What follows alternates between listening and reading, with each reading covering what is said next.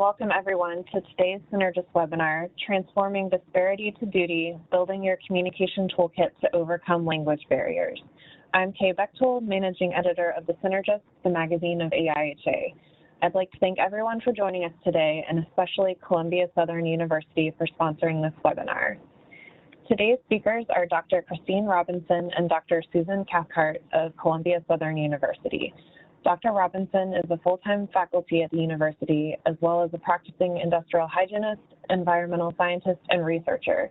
She has been conducting post-remediation verification assessments and clearance testing for mold remediation and water damage restoration products in Southern California for 16 years. Dr. Cathcart is a professor and teaches online classes in bachelor's degree, master's degree, and doctoral programs.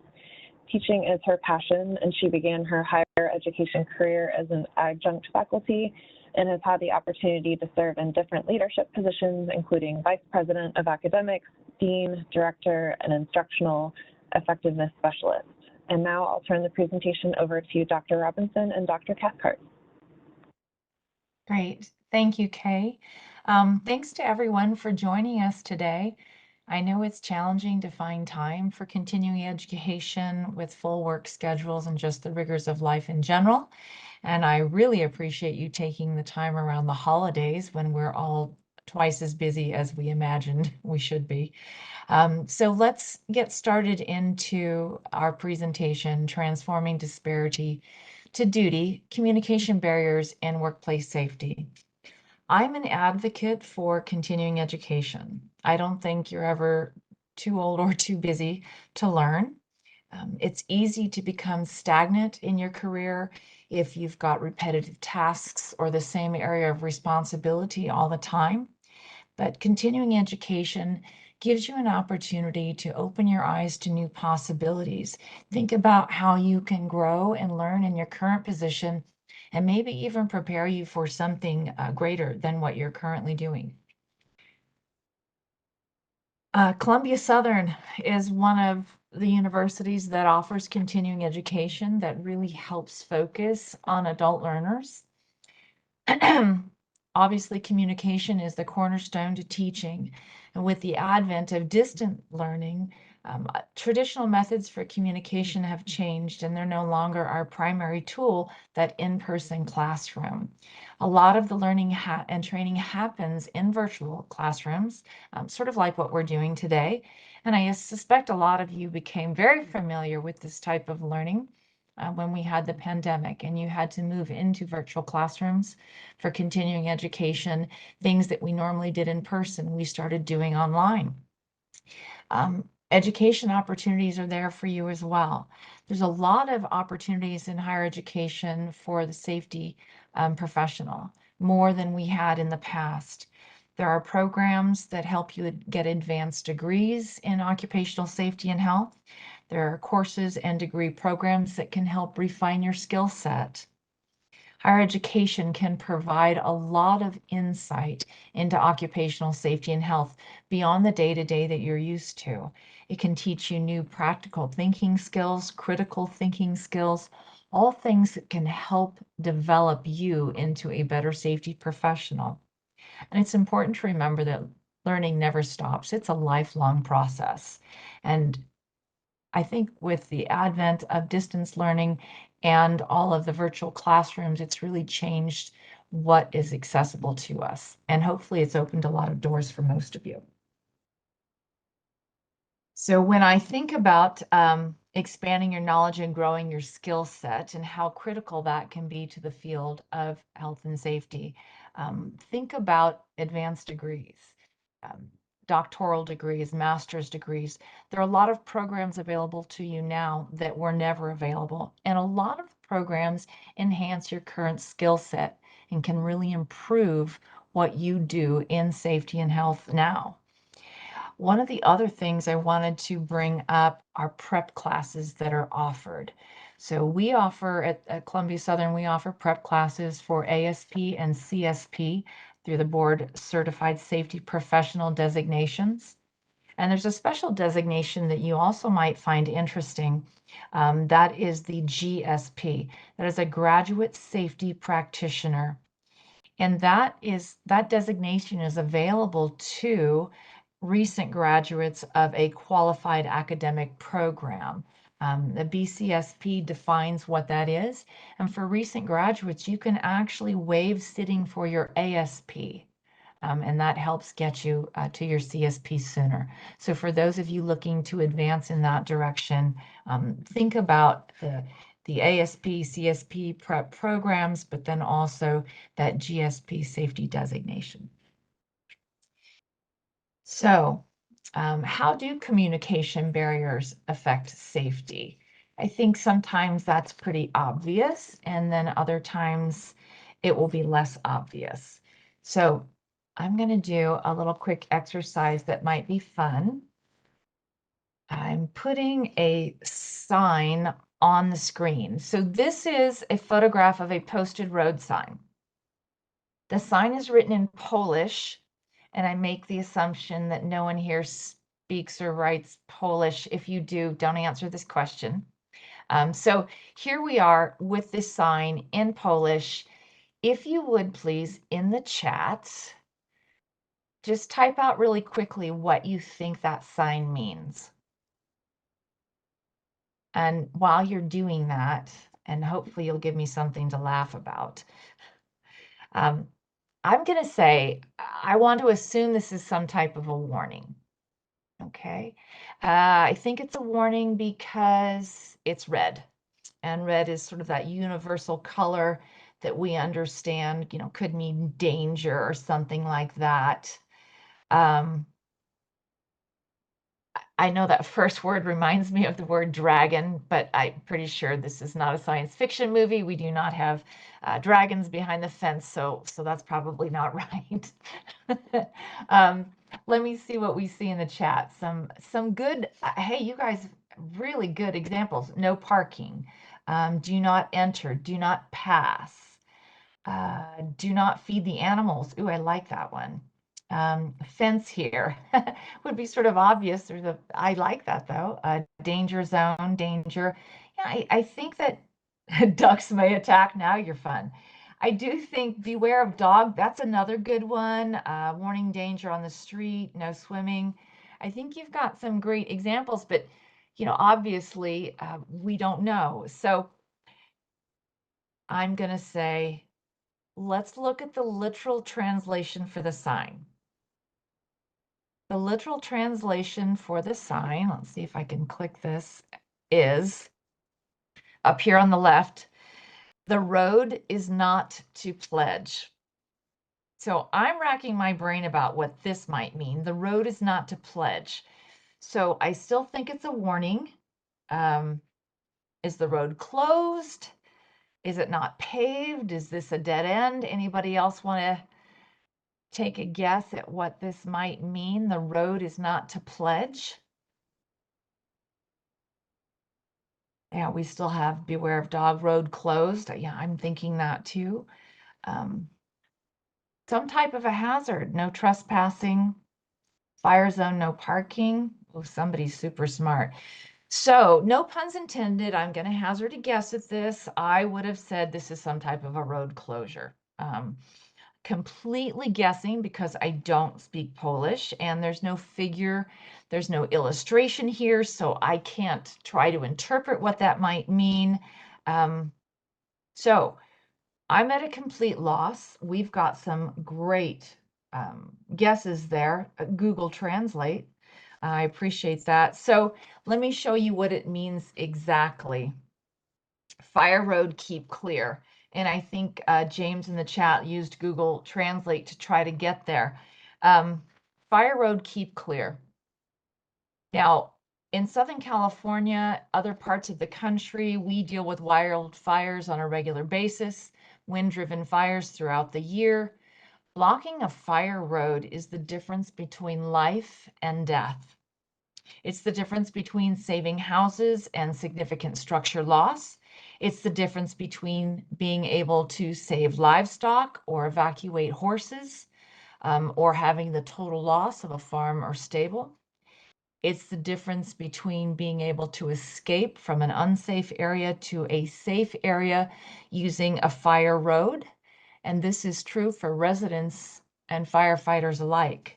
So this is a critical sign, this is a necessary sign, and it is a potentially life-saving, life-altering directive, but we couldn't use it. Even when we, use our smartphone and pull it out there, and probably some of you did, and take a picture of that and say, hey, translate, but we got something that didn't even make sense. The road is not to pledge. These are good examples of communication barriers. Okay. So understanding communication barriers. Communication barriers in safety refers to any obstacle that might hinder the effective exchange of information regarding safety protocols, risks, and procedures, which can lead to misunderstandings, increased hazards, and ultimately compromise workplace safety. Language differences, that's just one type of communication barrier. The title of this slide is Understanding Communication Barriers. But right below that, I've written that title in Chinese, and below that, I've written it in Spanish. But even variations in language proficiency among employees can lead to misinterpretations of safety instructions. That can create significant risks, hindering effective communication during emergencies. So what if the worker lacks proficiency in reading and writing but understands verbal communication? Cultural misunderstandings, that's another communication barrier. Diverse cultural backgrounds may result in different interpretations of safety practices and protocols. That can potentially lead to confusion or non-compliance with established safety methods. Cultural misunderstanding examples could be, let's say, a safety supervisor assumes that a worker's silence during a tailgate safety meeting at a construction site means understanding and agreement because the worker's quiet. When in reality, the worker might be from a culture where direct eye contact or verbal responses could be considered disrespectful. So that misinterpretation of the worker's behavior to the supervisor might imply agreement. But what if, for example, they were trying to demonstrate a tie-off procedure when working at a certain height and the worker is silent, didn't indicate that there was a problem, but in reality didn't get it. So now we've got a significant potential for accident or death, just based on a cultural misunderstanding. The person teaching didn't know that the student or the learner didn't understand. So these are things we need to consider. Communication proficiencies in higher education. So as safety professionals, and I'm harping on higher education because I think it's so important to continue learning. But as safety professionals, we have a duty and responsibility to communicate effectively. Degrees and certifications in safety and accident prevention may not be enough if we're not communicating clearly. So how do you know if you're not an effective communicator? There's opportunities through higher education and continuing education for safety professionals to not only improve their current skill set, but also expand their knowledge by adding communication and management strategies that help refine skills to improve safety language. So remember that. This is just one way talking about this today in continuing education. There are a number of impacts that communication barriers can have on safety. There's direct, specific negative impacts for employers, for employees, and their communities if we don't eliminate communication barriers. The most obvious impact on safety would be a noted increase in accident risks. Communication barriers can significantly elevate the risk of workplace accidents by preventing a clear understanding of safety protocols. This can lead to improper execution of safety measures and actually increase the likelihood or severity of injuries. Communication barriers can translate to an increase in OSHA reportable injuries and deaths, a higher IR rate.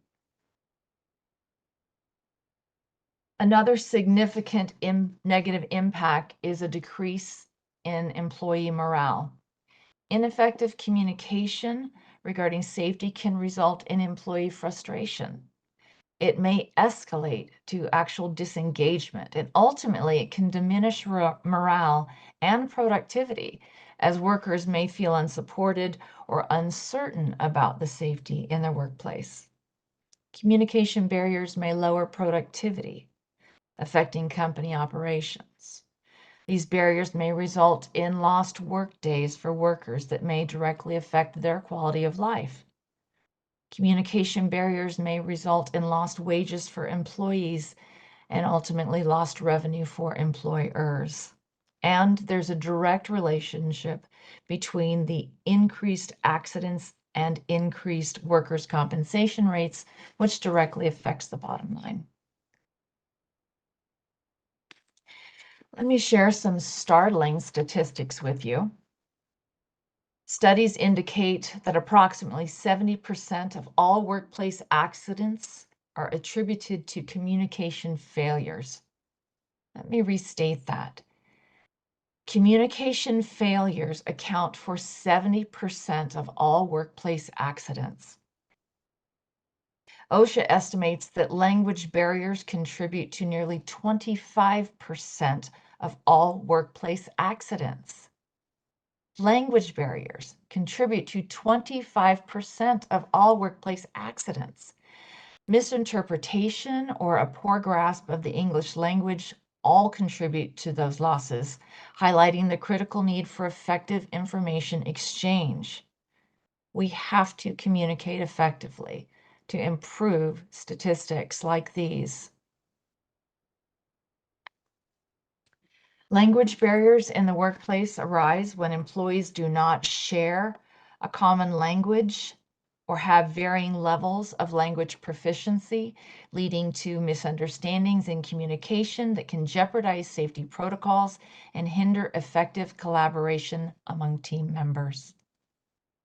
U.S. Census data shows that an estimated 68 million people in the United States speak a language other than English at home, with nearly 30 million people identifying as having limited English proficiency. The nation's non-English speaking workforce is made up of both foreign-born and domestic-born employees. In 2022, foreign-born workers represented more than 18% of the United States civilian labor force. That's an increase up from 17.4% in 2021. Non-English speaking and limited English proficiency workers are often employed in the service sector, natural resources, construction, maintenance, and agriculture, and these industries all report higher injury rates than other industries. So it's not difficult to draw the line between the worker accident and injury rates and communication barriers due to language, culture, and proficiency barriers. Accidents and deaths. According to the U.S. Bureau of Labor and Statistics, the number of workplace-related fatalities among foreign-born Hispanic and Latino workers rose to 727 in 2021. That's a 5.1% increase from the year before and the highest count since 2011.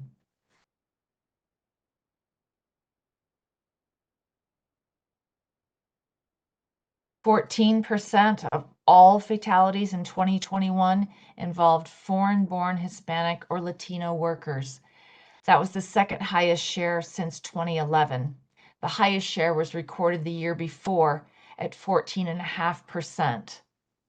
So in 2020, when COVID-19 pandemic-related employment changes contributed to an overall decline of 10.7% in workplace fatalities, there was only a decline of 3.8% for foreign-born or Latino workers. Talk about a disparity. Those numbers are very revealing.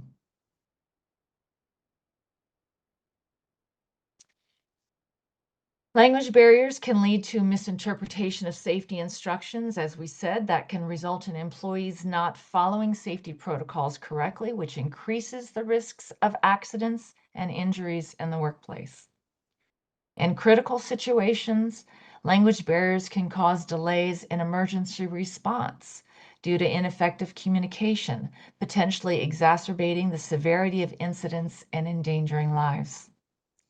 Safety training may be less effective for non-native speakers if materials are not adequately translated or explained, leading to gaps in knowledge about safety practices and protocols for diverse workforce members. But there are strategies to overcome language barriers. Much of OSHA literature is presented in English or Spanish, but it's important to remember that OSHA resources support many other languages as well.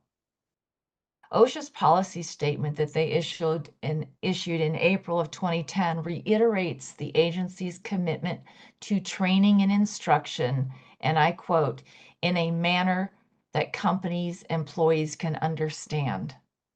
And this applies to agriculture, construction, general industry, maritime requirements.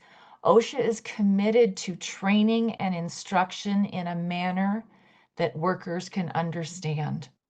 So whether the employee is non-English speaking or may have limited reading or writing skills in their own native language, OSHA's commitment remains the same. And that's reiterated in that memorandum. OSHA has a lot of tools to help bridge communication gaps in safety training.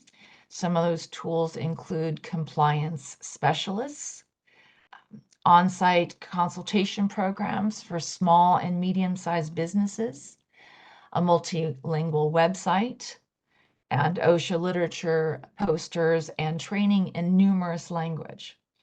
When information is presented in a native language, people are more likely to learn and retain that knowledge. So it's a critical consideration for employers and employees alike. So how many different languages does OSHA speak? Safety is obviously the #1 language, but displaying safety information in multiple languages, especially those spoken by the community-dominant culture, can influence safety and attract individuals from that culture to want to work for that company, since obviously the company demonstrates that they value and respect diversity, inclusivity, and the cultural background of its employees and community. This can create a welcoming environment for non-native speakers. It shows that the company is committed to ensuring worker safety and their well-being and respects diversity by communicating in a language that the worker and the community can understand. Implementing training programs in multiple languages can ensure that all employees understand safety protocols. That helps reduce the risk of miscommunication and enhances overall workplace safety. Employing bilingual staff or even interpreters during safety briefings and training sessions can facilitate better communication. That ensures that employees comprehend essential safety measures and procedures. Utilizing clear visual aids such as diagrams, multilingual signage, and illustrations can help convey critical safety information, making it accessible for employees with varying language proficiencies. So when we talk about how many languages does OSHA speak, well, according to their website, about 16. They have basic job safety and health posters available in 16 different languages, and the OSHA website is also available in 16 different languages.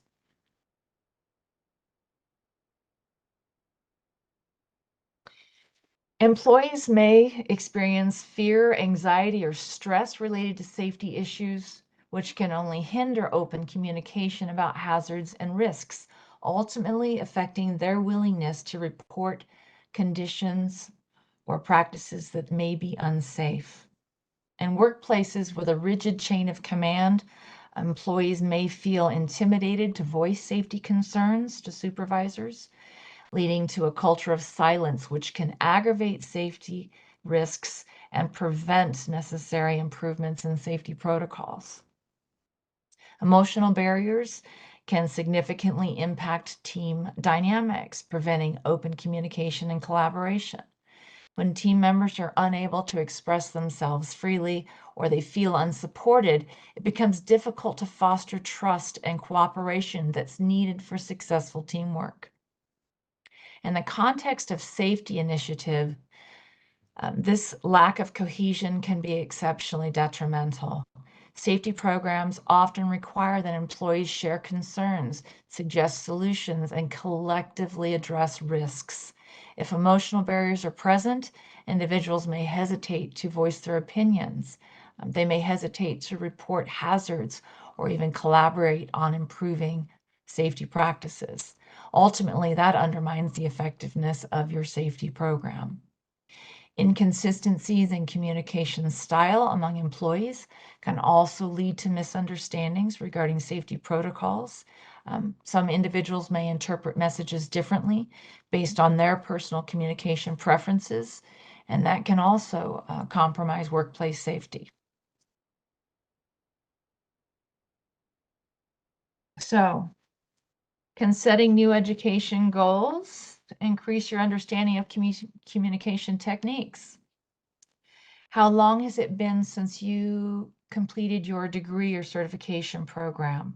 Is your CSP or your CIH enough to help you as a safety professional when it comes to effective communication? Does your management style complement your safety goals, or are you just teaching and preaching from the same old safety manuals? Can you interpret your own safety culture? If you can't easily define your own safety culture and strategies, do you know how effectively you communicate it to others? So whether you're conducting a tailgate safety meeting or discussing safety culture in a corporate board meeting, you need well-rounded skill set that prepares you for effective communication at every level.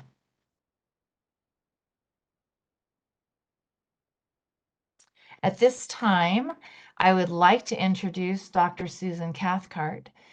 Dr. Cathcart has a BS in social work and an MS in leadership and a PhD in organization and management with a specialization in human resource management.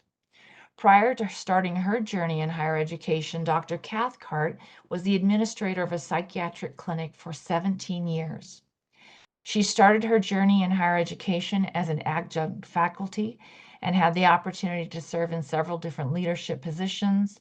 She was vice president of academics, a dean, a program director, and an instructional effectiveness specialist. She's currently a professor and teaches classes online in human resource management and leadership. She is also a dissertation chair and a dissertation committee member. She has developed and delivered professional development sessions to staff members and adjunct faculty. She believes in the importance of communication as well as the importance of training and development. Please welcome Dr. Cathcart. Thank you very much, Dr. Robinson. Again, I'm Dr. Susan Cathcart, and I'm here to discuss communication from a different perspective than we've just heard.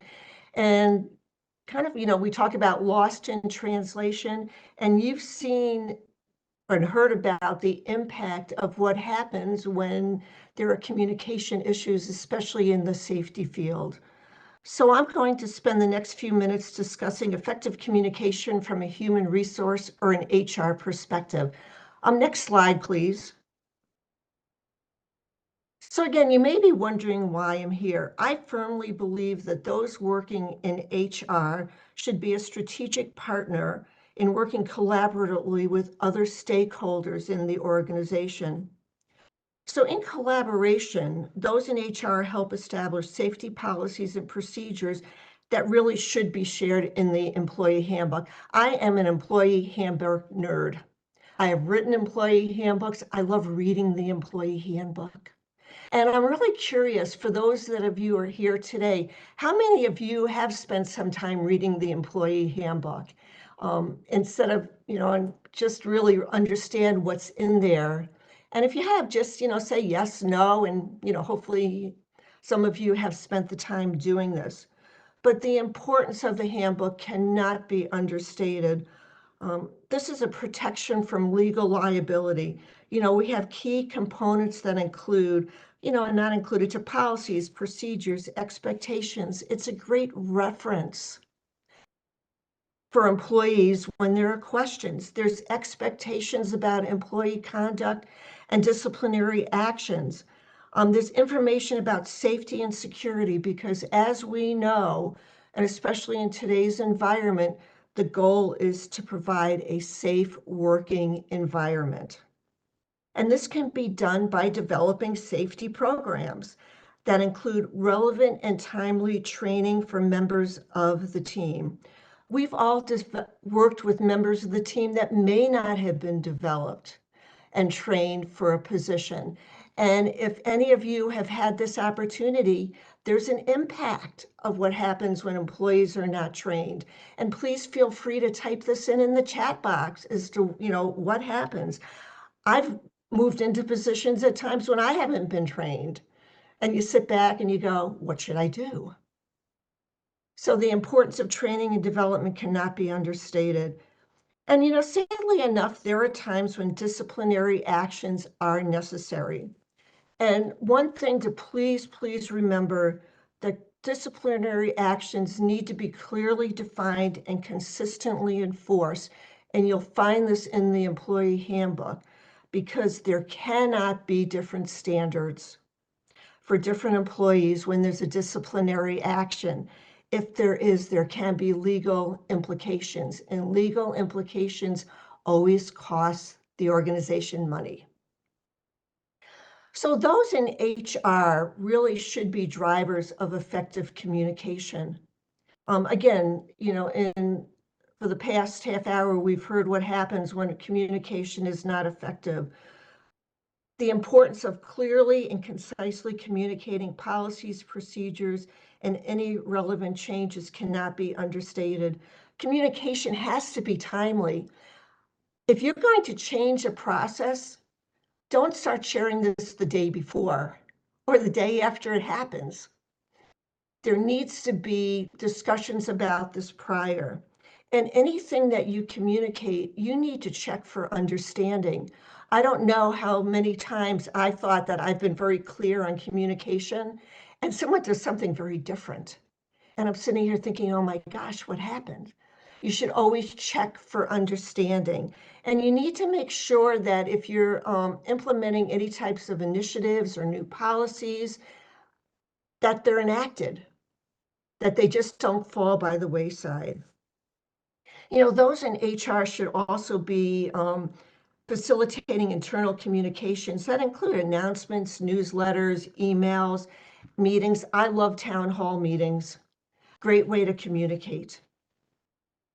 And it's really important to develop strategies related to effective communication. Again, the importance of this cannot be understated. Let's move to the next slide, please. Regardless of your position, whether you're in, next slide, thank you. Wait.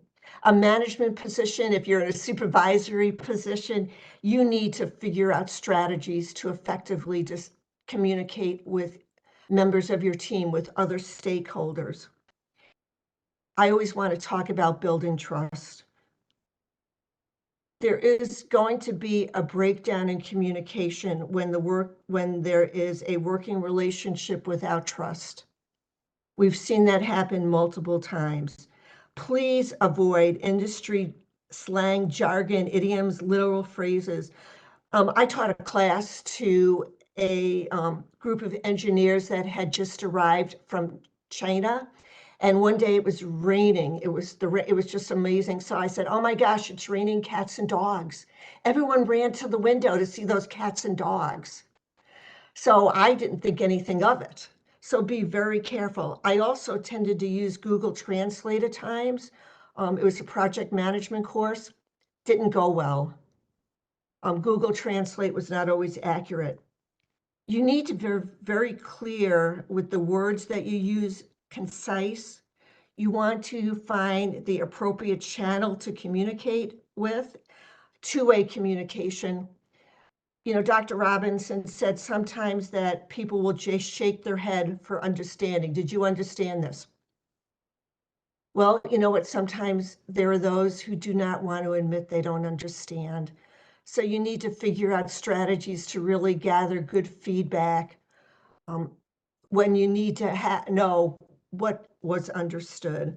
And you need to, again, regularly assess the effectiveness of a communication. Has anyone ever gotten a really long email and you're reading it and you're reading it and you're reading it and you're going, I have no idea what this person's trying to tell me. Maybe that wasn't so effective.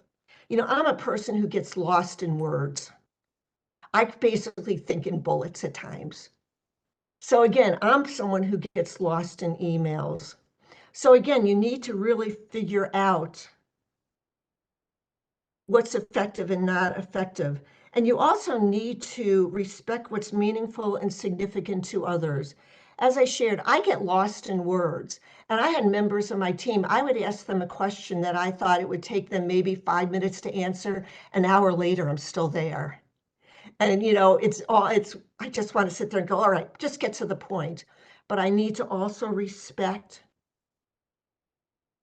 their communication style and honor their communication style. And I also need to understand my communication style.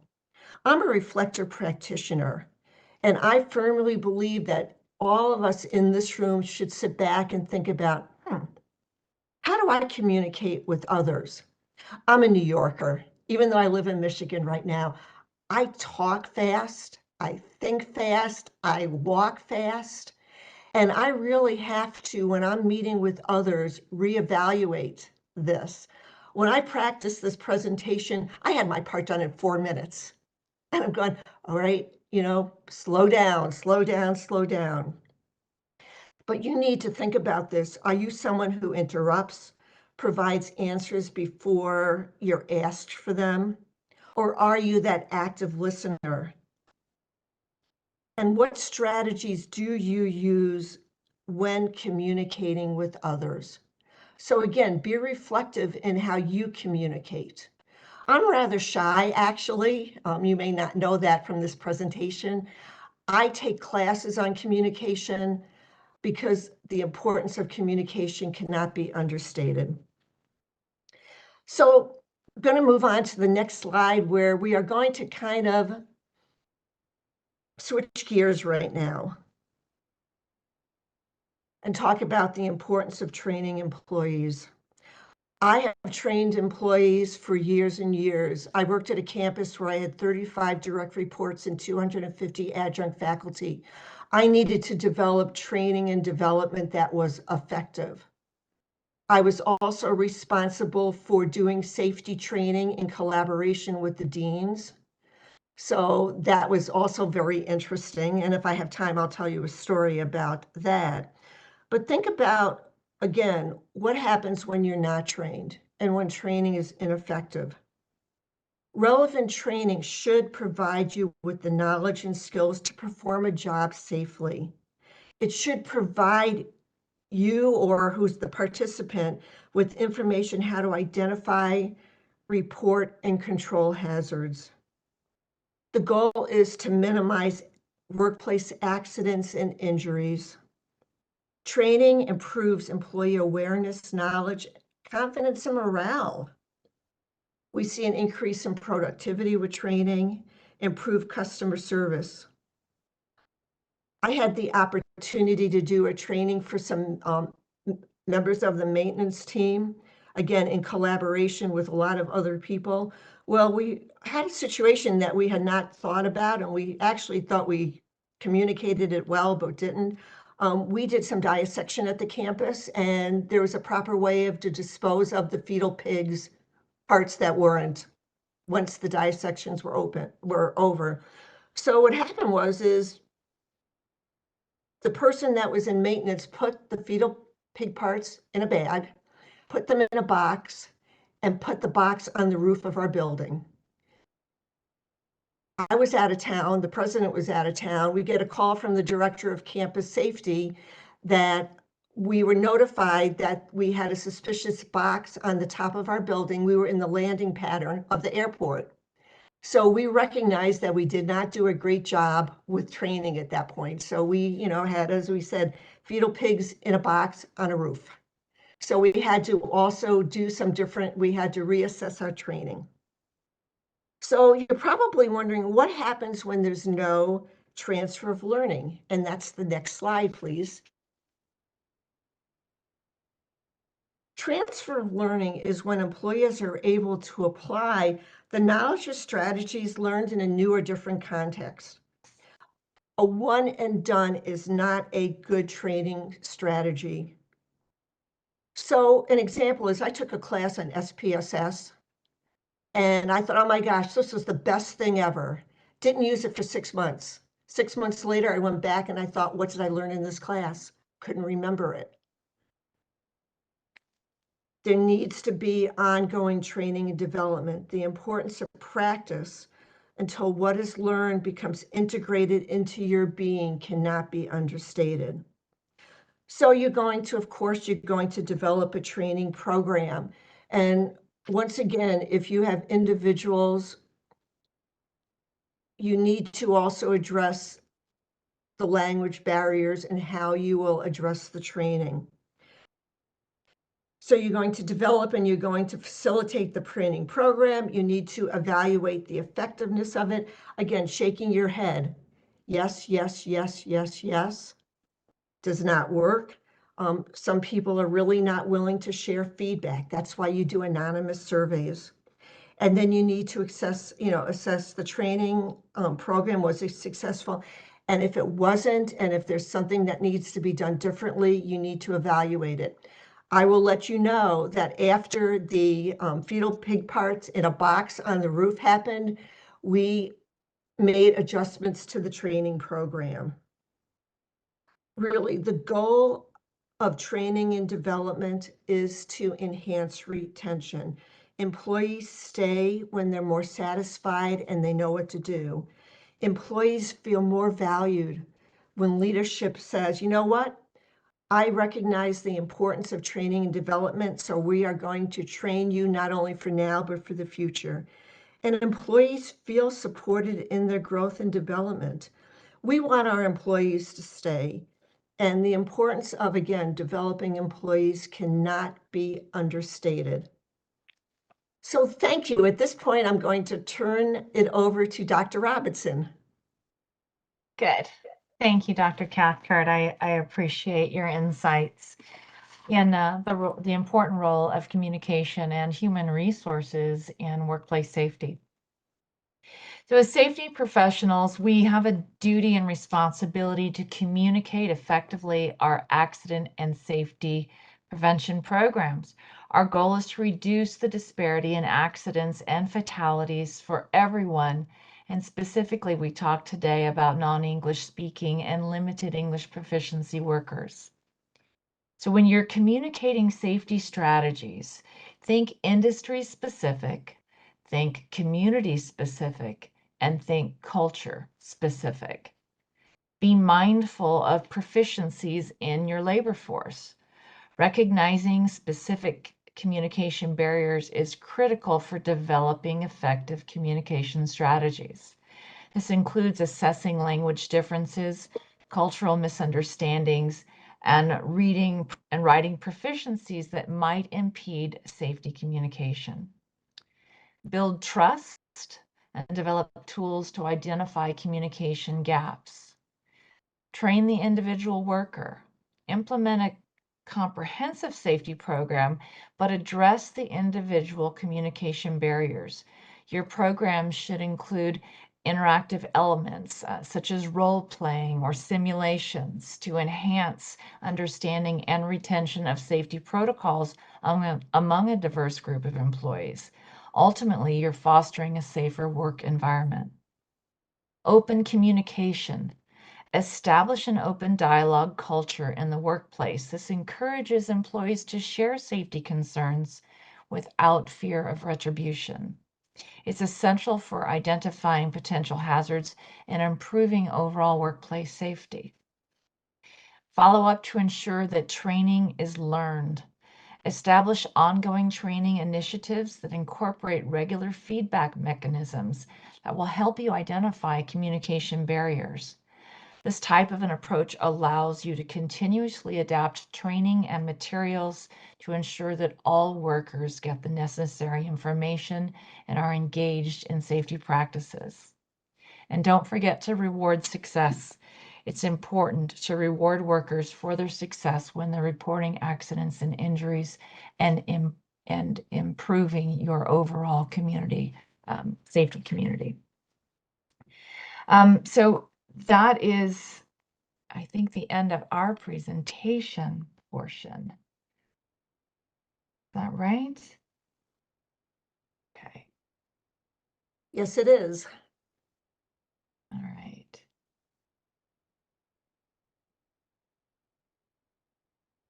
Okay, great.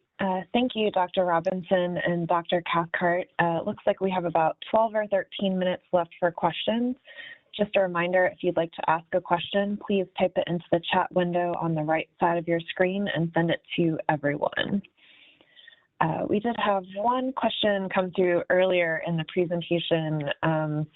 It was for the slide on the startling statistics. Had to do with the statistic about communication failures accounting for 70% of workplace accidents. One of our attendees asked if you all could speak on the source for the 70%. Yes, and I know it's in my list here, and I'm not exactly sure where. I do believe that this came from an article on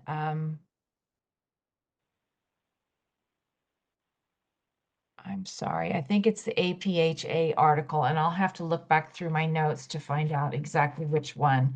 I don't have the note slides in front of me, unfortunately. But I did put a list of the references up here so you can see. Sorry about that. Okay. Find Great, thank you. you know. Yeah, no worries. Just so everyone knows, I think it was mentioned in the chat, but a PDF copy of the slides will be available with the recording. So, and we can take a closer look at those references then as well. Okay. The next question we have is, have you noted significant differences between the different generations, and what are those differences, and do you have suggestions to address them? That's probably a combination of Dr. Cathcart. Why don't you lead off with that since you trained? So, it goes back to communication, that you have to understand how individuals communicate. So I have members of my team that, leaving a voicemail, not appropriate. Everything's through text messaging. Emails, nope. Again, would rather get text messaging. So, again, back to the different generations, we have generations that may not be great with technology, and you expect them, to figure it out, but it may not happen.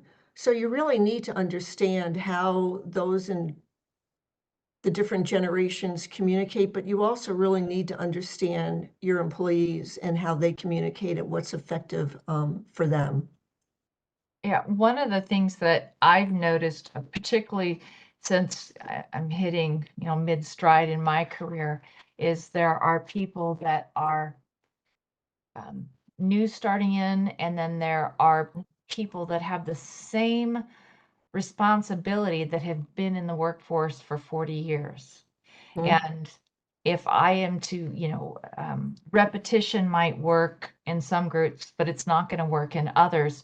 And what I have found helpful is having people with more experience actually assist me in the hands-on application of training for some of the newer workers or younger workers.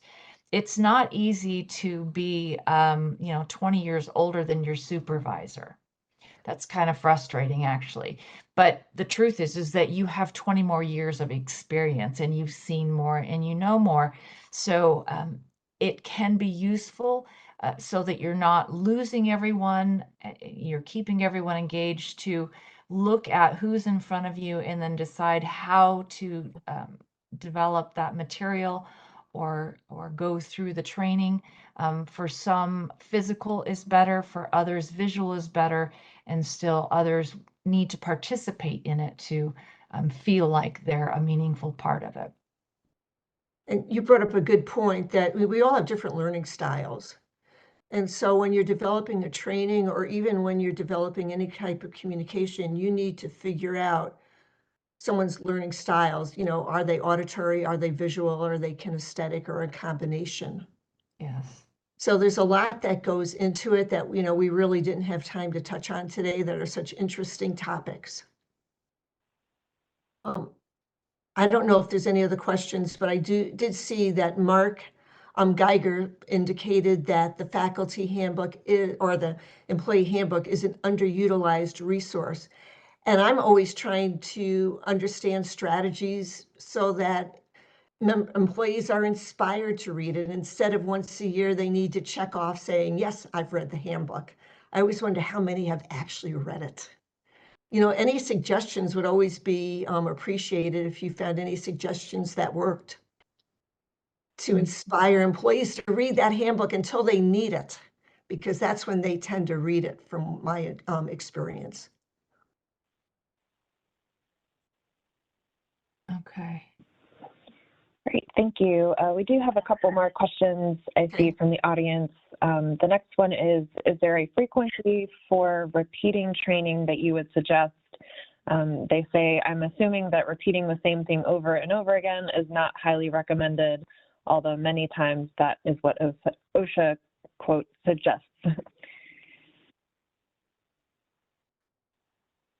I think it depends on the type of the training that you're doing. But really, when you think about the goal of training, is also scaffolding to build on what you've already known. So I think, it's not a one size fits all answer here, but you need to, things don't always stay the same. So if you're training about a new process, a yearly training may be enough, but it depends on that process. And really, the other important thing to consider is, so you have a training initiative regarding something related to OSHA. Is it going to be integrated into their, I guess I like to say integrated into their being by what they do on a daily basis? Because if not, then you need to do more regular training. And Christine, you may want to address that too, based on what you know about OSHA training. Well, so a lot of our training is annual or every 2 years.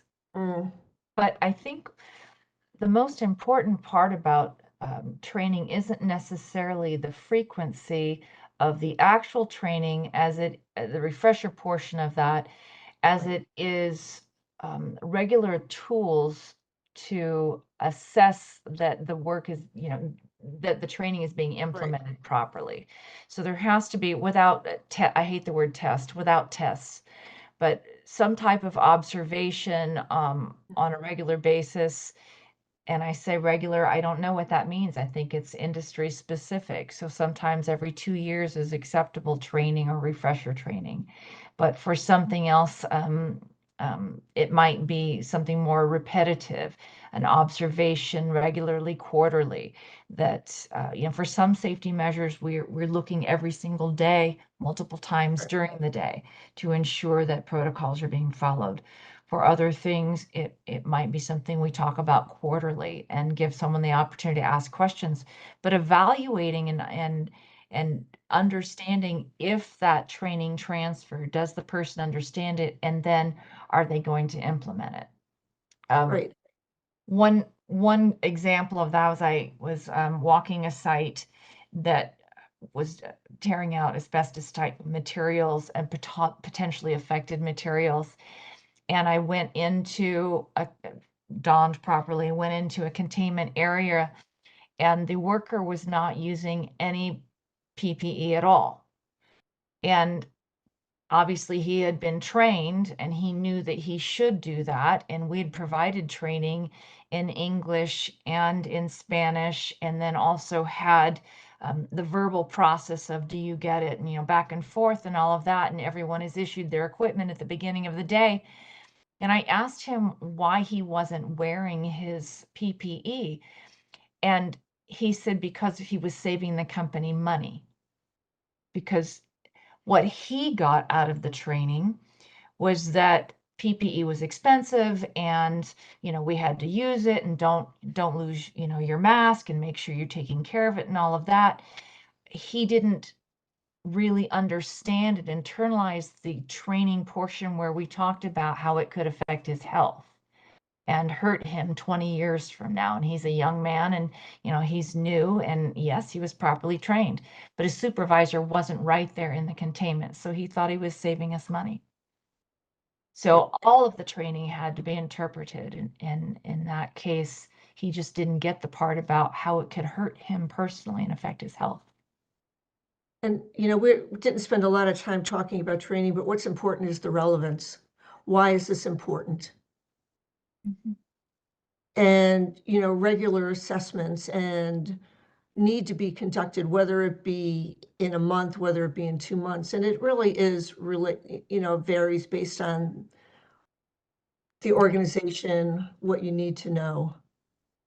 But it does depend on, the group themselves. Yep. We did some mold exposure assessments, and we're teaching the employees what they needed to do to protect themselves.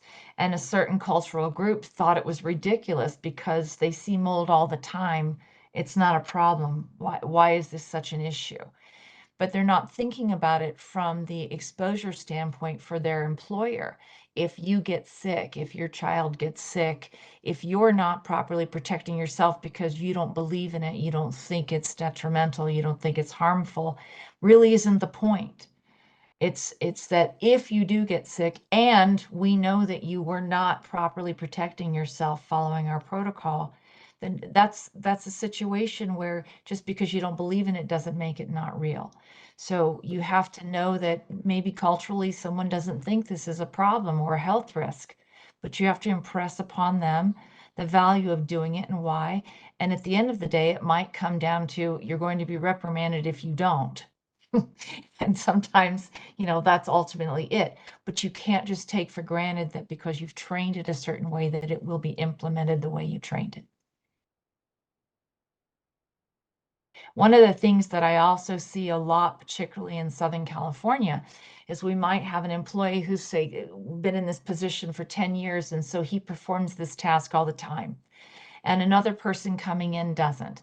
He gets the training, but he does have limited English proficiency. He also has limited reading and writing skills in his spoken language. So a lot of times the supervisor or the safety professional will let the person with 10 years explain it. The problem with that is you don't really know that he's explaining everything. The hows and whys are important in safety. Why do I need to do this? Why is it important? You don't know if the person who's been there 10 years just does it that way because they were trained to do it that way and they just follow it repetitiously. The importance of whys might not be there. And so does that person who's been there for 10 years somehow translate the importance of that why to the new trainee? Maybe they do and maybe they don't. But if you don't understand why each step is important to follow, you might omit something, and there you leave some vulnerability for either the worker or someone else in a situation. So you can't rely on others to explain it for you. That's not a good solution. And you really need to know that regardless of someone's proficiency, that they are safe, they understand safety, and they can implement safe protocols. Yeah, bad habits getting passed along. That happens a lot. Great. Thank you. Unfortunately, that's all the time we have for today. We'll be sharing all questions from today's event with Columbia Southern University. So if we didn't get to your question, please know that we will pass it along. I want to thank Dr. Christine Robinson and Dr. Susan Cathcart for their presentation, Columbia Southern University for sponsoring today's webinar, and to all of our participants. Please consider joining us on Tuesday at 2 p.m. Eastern for our last Synergist event of the year, a product demo focused on the Internet of Things, advanced analytics, and risk assessment. You can register at aiha.webvent.tv. Thanks again and have a great day. Thank you. Thank you.